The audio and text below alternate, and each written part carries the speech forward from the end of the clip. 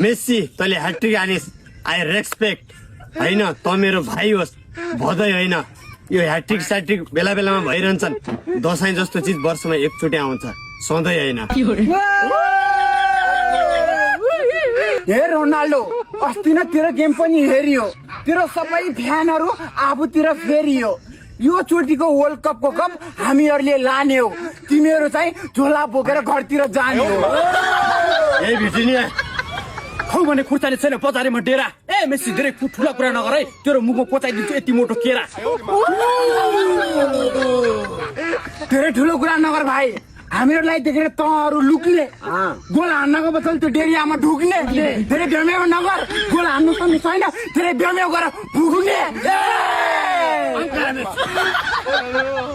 ए ल ठिक छ। खुट्टामा लाउने बुट, यता लाउने कट्टु, माथि लाउने गम्छा।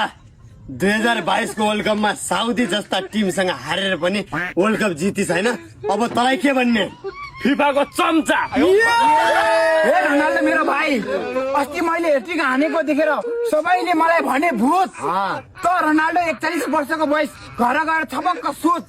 यो चोटिको वर्ल्ड कप हामीहरूले जितेको देखेर तेरो कट्टुमा निस्किनेछ मुत।